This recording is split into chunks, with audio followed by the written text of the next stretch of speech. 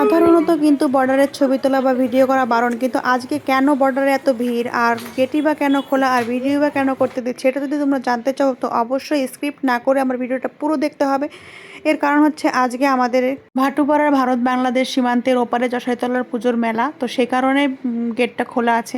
যেহেতু পুজোটার স্থানটা আমাদের সীমান্তের ওপারে পড়েছে, মানে বাংলাদেশের ওপারে পড়েছে, তো সেই জন্য আজকে গেট খুলেই ওপারে যেতে হয়। তো সেই জন্য দেখো মানুষের কত ভিড় জমেছে ওপারে যাওয়ার জন্য।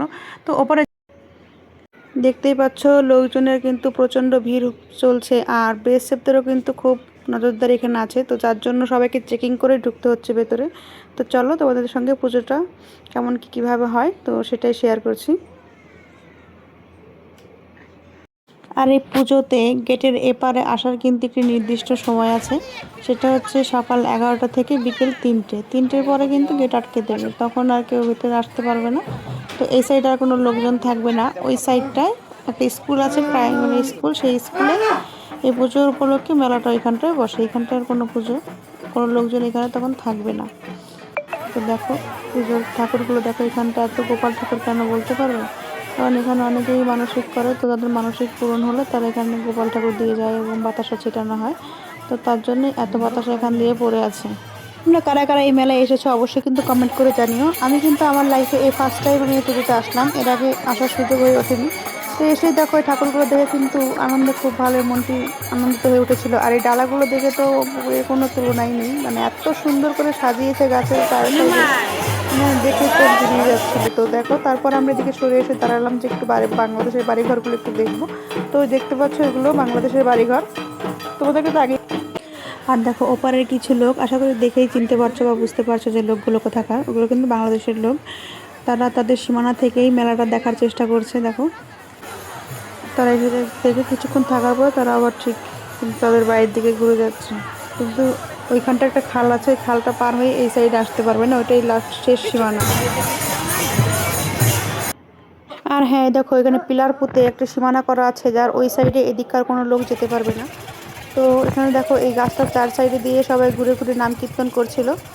আর সেখানে কিন্তু খুব ভিড় হয়েছিল। তো আমরা সেখানে অনেকটা সময় থেকেছি, থাকার পরে সেখান থেকে বেরিয়ে এসেছি। আর এই দেখো এদিকে বাতাস হচ্ছে যাচ্ছে, আর এই লোকগুলো, এই মহিলাগুলো যেন বাচ্চাদের মতন করছে। দেখো এই বড়দেরও কি বাচ্চাদের মতো করাটা সাজে বলো, তোমরাই বলো।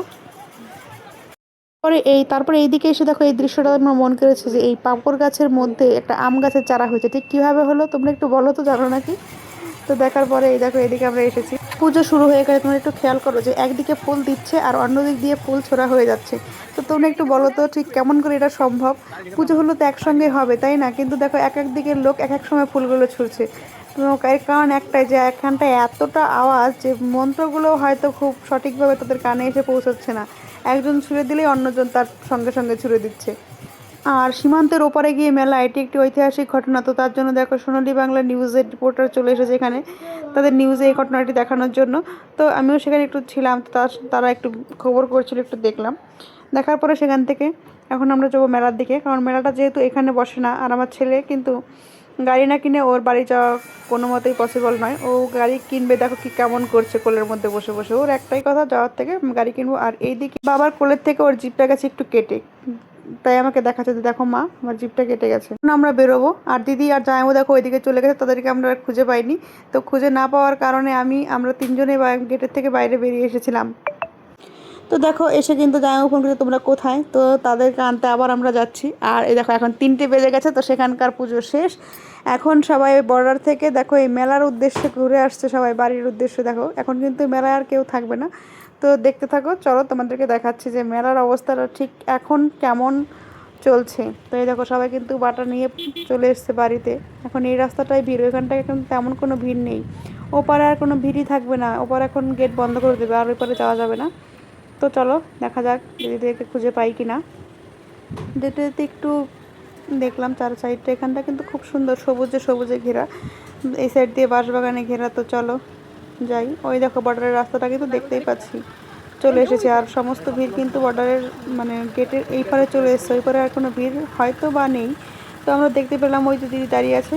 তো ওনারা আসলেই আমরা কিন্তু আবার স্কুলের দিকে মানে মেলার উদ্দেশ্যে যাব, সেখান থেকে কিছু কেনাকাটা করব, করে বাড়ির দিকে যাব। বেলাটাও অনেকটা হয়েছে, বিকেল হয়ে গেছে, এসেছিলাম দুপুরবেলা। তো চলো, এখানটায় এই মেলায় কিন্তু সেরকম কিছু খাওয়া হয়নি, শুধু একটু ঘুগনি খেয়েছিলাম। আর তো মোমো নিয়েছি, তো দেখছি কি সেখানে কোনো ধনেপাতার বদলে কি একটা সবুজ রঙের কোনো একটা রং দিয়েছে, যাতে খুব একটা মানে বাজে একটা গন্ধ আসছিল, যার জন্য সেটা আর খাওয়া হয়নি, সেটা ফেলে দেওয়া হয়েছে। তো তারপর আমরা চলে আসলাম বাড়ি।